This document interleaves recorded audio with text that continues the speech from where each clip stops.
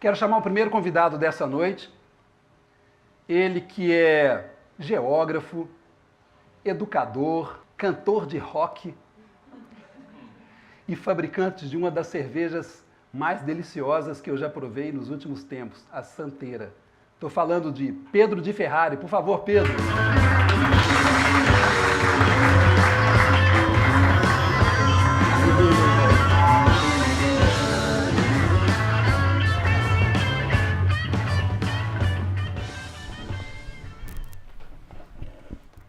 Aí, Pedro, tudo bem?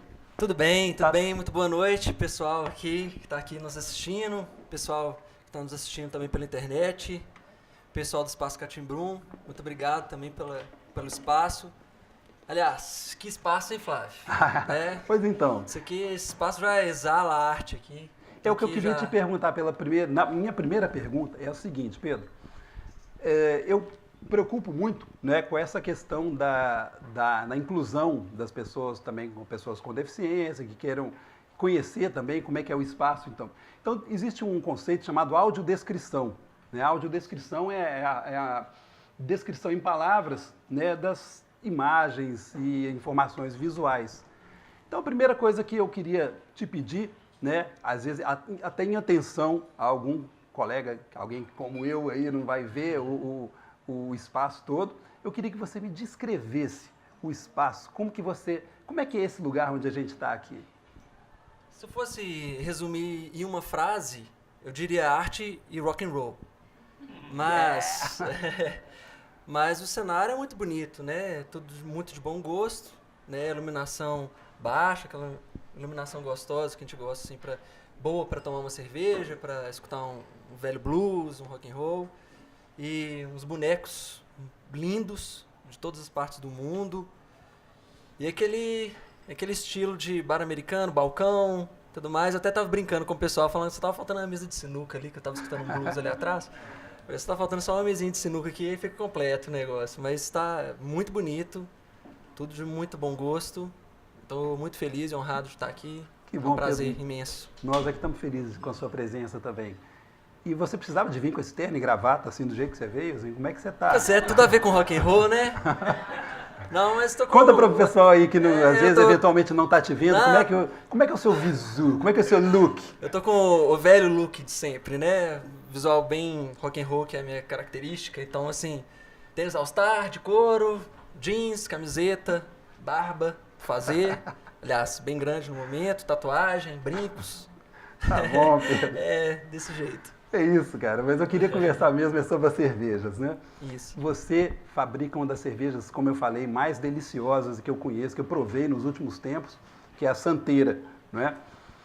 Antes de perguntar exatamente sobre a Santeira, Pedro, eu queria comentar com você que eu li uma coisa muito bacana sobre cervejas, né? Um negócio muito interessante.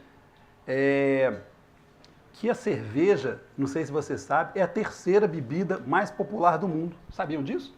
Uhum. Terceira bebida mais popular do mundo. Eu não aceito isso não, viu? Como cervejeiro, não aceito isso não. Eu truco isso aí. Qual que você acha que é a primeira? Eu acho que é cerveja, velho. Tem que ser. Você é a bebida mais popular no mundo inteiro, velho. Mas não é. Pois é. É a água. Tinha que ser, né? Achei um barato isso. É a água. E sabe qual que é a segunda bebida mais popular do mundo? Aposto que é a vodka. O chá. O chá, Pedro. Isto é, a bebida alcoólica mais popular e querida do mundo é a cerveja. Né? É a cerveja. Ainda bem, né? Ainda bem. E você está com a sua brilhantando aí. Né? Fala um pouquinho da Santeira para nós. Como é que é? Como é que surgiu esse desejo de fabricar cervejas? Bom, foi uma história, assim, meio trivial, mas tem umas características, assim, interessantes. Mas minha família, né, tem uma origem alemã também, porque meu nome é Pedro Ferrari Lockmann, na verdade. Então, o lado Lockmann, né, o lado alemão. Então, a gente tem uma tradição de família. Então, eu tinha uma bisavó que fazia já cerveja nos porões de casa, para festas. E não sei se eu devia estar falando isso assim, não, mas eu comecei a beber muito cedo. Meu pai me permitiu começar a beber a partir dos 12 anos. Então, como consumidor de cerveja, eu comecei muito cedo. Então, eu já aquela fui... provinha, né? Vai dar uma provadinha assim e tal. Então, eu comecei já a aprimorar desde cedo o paladar para cerveja, né? E a gente tem essa tendência, né, a gente tem as cervejas industrializadas e na época em questão não era muito comum as cervejas artesanais. Então era uma coisa muito padronizada, uma coisa muito conhecida, assim, não tinha muita novidade. Então não tinha uma expectativa muito grande no primeiro gole de uma cerveja qualquer que fosse, né? Então esse movimento dessas cervejas artesanais que começaram a crescer cada vez mais, né? Em Minas, principalmente nos últimos anos, cresceu muito em termos de números de rótulo, né? Hoje Minas é um dos maiores expoentes de cerveja artesanal. Mas não podia ser diferente, eu tava com meu primo numa mesa de bar, comemorando o aniversário do meu outro primo mais velho, irmão dele. Uhum. E a gente ficou encantado com isso, e teve notícia de que outros amigos estavam fazendo cerveja também. E a gente resolveu, vamos fazer a nossa cerveja também? Vamos. E nesse mesmo momento, a minha tia e meu tio, que estavam do lado, né, que são os pais do meu primo, que é meu sócio, o João, eles já falaram, ó, lá no sítio a gente tem uma água maravilhosa, né? Então tem uma água de nascente. E a água faz toda a diferença, né, Pedro, diferença na cerveja. Eu estava lendo que Sim. existem as águas macias, águas duras, Sim. né? Eu acho que tem a ver com o pH da água, não é isso? Sim, tem tudo a ver. E a gente estudou a água e ela tinha o pH ideal, tinha as condições ideais para a gente fazer cerveja, então assim, já nos poupava boa parte do trabalho. E meu tio e minha tia falaram, não, vamos aproveitar essa água que é maravilhosa, e incentivaram a gente, deram força desde o início. Só que a gente não pensava em comercializar, nenhuma história desse tipo, assim, a gente pensava só em consumo. Então, como a família consome muita cerveja, então vamos fazer cerveja para a família, vamos fazer logo amigos, uma fábrica, né? Vamos farrear. Ô Pedro, então, eu acho interessante essa história, né, de ver como é que a sua cerveja artesanal, a Santeira, ela nasceu para servir a família. Olha que coisa interessante que o Pedro está falando. Porque se sabe que no Brasil colônia, né, já no Brasil império, também nesse período, já lá no princípio, nos primeiros 100, 200 anos aí de Brasil, a gente, as cervejas eram feitas pelas famílias, né? Não tinha fábricas de cervejas assim as famílias faziam. E o interessante é que eram as mulheres que fabricavam as cervejas, né? E hoje a gente tem tanto o consumo como a fabricação de cerveja sendo feita majoritariamente por homens, né? Como é que você vê isso daí? Sim, sim. Inclusive é muito legal para a gente que produz cerveja artesanal essa questão histórica, né? A gente está dando uma sequência, uma ancestralidade aí, né? Então, uma coisa ancestral. Então, a gente está dando uma sequência a um trabalho que ele é milenar, na verdade, inclusive, né? Claro que a cerveja, como a gente conhece hoje, é um pouco mais recente, mas... Então, voltando à sua pergunta, na era medieval, principalmente, eram as mulheres que ficavam em casa, realmente, enquanto os homens saíam, né? Elas que produziam em casa. E também nos mosteiros, né? Os mosteiros, aí vem essa questão de ter passado um pouco pro lado dos homens fazendo cerveja, né? Na era medieval, as mulheres, né, as donas de casa faziam cerveja para a família como um alimento e uma forma de tratar a água, porque a água naquela época era de propriedade muito ruim. Então se fazia cerveja também para purificar a água, para ter um alimento, porque a cerveja é um super alimento, né? Cerveja é como pão, né? Já ouvi alguém falando assim, a cerveja é um pão líquido. É um pão líquido. Então era uma tradição, era como pão mesmo pra gente hoje em dia, né? A gente tem essa necessidade de diariamente consumir pão, então a cerveja era quase que como se fosse o pão mesmo, era uma necessidade diária. Né? Um alimento super rico para uma época que existia uma precariedade de alimentos. A gente sabe que no século XVI, 1500 e qualquer coisa assim, foi criada a lei alemã da cerveja, né, dizendo o que poderia ter na cerveja para ser considerada enquanto tal. né? E cerveja era água, como é que é? Cevada E lúpulo. e lúpulo. É. Água, cevada e lúpulo. O pessoal naquela ocasião ainda não conhecia as propriedades aí da fermentação, né? Das leveduras, não é isso? Esse é um estudo que veio com o tempo É uma mesmo. coisa... Só com Pasteur, né? Você com tinha até Pasteur citado...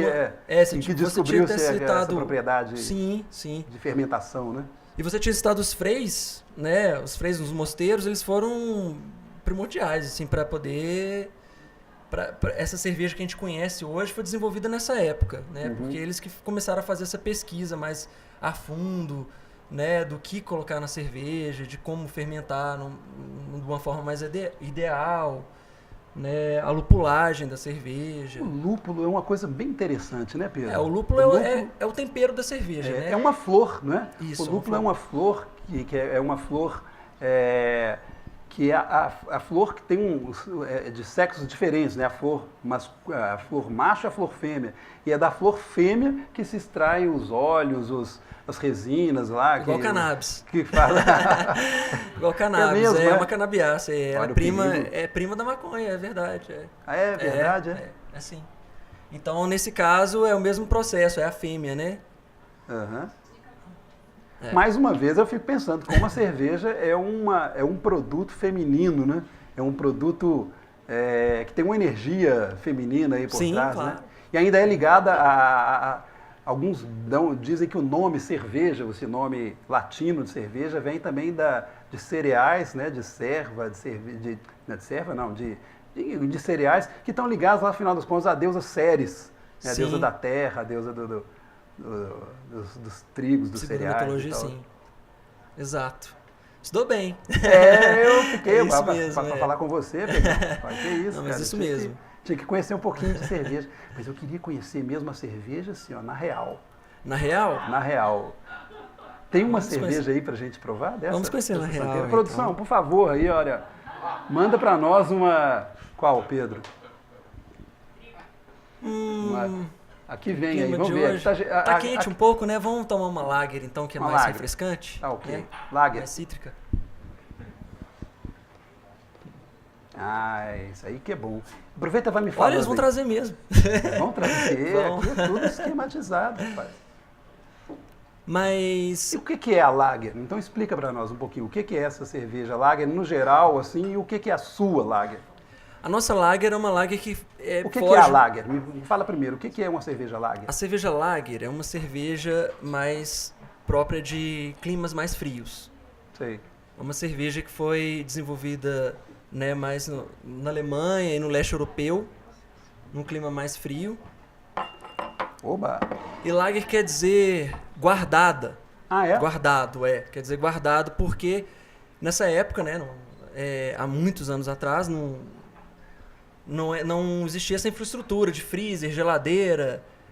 E o pessoal aproveitava essa época a época do ano, né, o inverno, que tinha neve, e guardava a cerveja para ficar numa temperatura muito mais baixa. Então, é uma levedura específica, né, que é a levedura para fazer cerveja lager, que ela se adapta bem ao frio. E é necessário uma temperatura bem mais baixa para poder fermentar. Olha só, tô pegando aqui na garrafa. A garrafa é bonitinha também, né? Bojudinha. Uma garrafa bonita. Essa é a tradicional. Bonita, a garrafa. Uma das Tem um cervejeiras rótulo toda aqui, usa essa... vamos ver se a gente consegue mostrar o rótulo. É assim. Aí você tava falando do feminino, a santeira é isso, né? Como é que é esse Simboliza rótulo? Descreve para mim. O pessoal, será que consegue captar? Consegue? Deixa eu virar aqui ao contrário. Mostra aí, Pedro. Essa é a santeira. É uma mistura, assim, é uma mulher, né? É uma mulher camponesa. E é uma coisa assim, ela é meio que ela é meio fantasmagórica, mas ao mesmo tempo ela é real. Ela é uma viagem, assim. Foi meu primo mais velho que criou esse rótulo. Na verdade... Criou enquanto bebia uma cerveja lupulada, né? Então ela tem uma coisa meio celta, assim. Sei. Uma imagem meio celta, assim. Proposição celta. Mas ao mesmo tempo combinada com uma coisa bem brasileira, que é a fonte, né, do nome da cerveja, santeira, é uma coisa bem mais já regionalizada, assim. Vamos provar? Vamos. Enquanto você põe aqui, eu me lembrei de uma coisa que eu quero perguntar antes que eu me esqueça. Cerveja é um produto, como a gente já sabe, aí, a bebida alcoólica mais querida no mundo e tudo. E tem muita gente que não pode, né,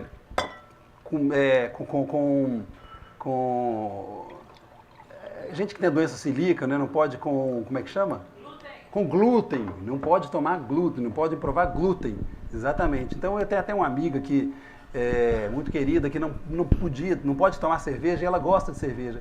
E eu descobri que recentemente tem pessoas fazendo cerveja de sorgo, né, que é um cereal que é livre de glúten, né? Sim. Interessante isso daí, né? Tem sim. Estamos aqui, ó. Aí como é que a gente... Na verdade, aqui ela não deu muita espuma, acho que ela tá muito gelada, mas... Sei. Vamos brindar aqui. A nossa. Saúde. Saúde. Opa. E aí, a gente vê assim a aparência... É igual vinho, né? Cerveja é igual vinho. Se você quiser fazer a aparência dela, ela é uma cor meio laranja claro, né? Mais turva, que é próprio da cerveja artesanal. Porque ela passa por filtragem, mas ela... Só por uma filtragem mais primária. Aqui. Mas você colocou maracujá nessa cerveja? Parece que tem maracujá aqui. De forma alguma. Isso é só água, malte e lúpulo. Que bacana, hein? É tradicional. Que dá essa esse aroma característica todo. desse lúpulo, sim. Ótima. Aconselho. Essa daí é a Lager. Lager da Santeiro, né? Tem um nome próprio ela? Santeira Lager. Santeira Lager. Hoje nós fazemos 4 tipos, né? Fazemos a Lager, Muito boa. a Stout, que é uma escola irlandesa, a Pale Ale, que é uma escola inglesa, e fazemos também a Weiss, né? Que é a Trigo, que já é mais uma escola alemã. Uhum. Mas estamos trabalhando em outros tipos também, porque queremos... porque é uma alquimia, né, Flávio? E é um barato demais esse processo, então a gente não para nunca. São esses 4 tipos de início, mas a gente vai continuar trabalhando para ter infinitos tipos. Pedro, é uma pena que nós estamos chegando ao finalzinho da nossa conversa. A gente podia continuar conversando aqui por muito. Eu sei que você tem muita história. Sim. A cerveja Santeira ainda é feita pensando na sustentabilidade, na reaproveitação dos materiais, não é isso? Isso. E eu acho que essa responsabilidade que vocês têm em produzir a cerveja é mais um dos valores agregados que você tem nesse trabalho aí tão bacana e que dá tanta alegria, tanto prazer para todo mundo aí. Pedro, chegamos ao fim aqui. Eu queria que você, se você tem o seu contato para quem quiser conhecer mais ou até encomendar a Santeira, se você enfim, o que você pode dizer para nós? Sim, nosso contato, né, eu acho que é legal através do Facebook, porque a gente tem muitas publicações lá, tem algumas publicações lá e ali a gente fica mais próximo, né? Porque qual é o hoje em dia contato, Facebook então? é só procurar no Facebook Santeira Brew, BREW, Santeira Brew. E porque a gente tem um e-mail também, né, que é santeirabrew.com. Então só letra de novo, Santeira BREW. Santeira Brew e o e-mail mesma coisa também. www.santeirabrew.com, gmail.com. E aí a gente tá em contato. Pedro, valeu demais, cara. Eu que agradeço. Tá bom aqui. Me considero, Pedro,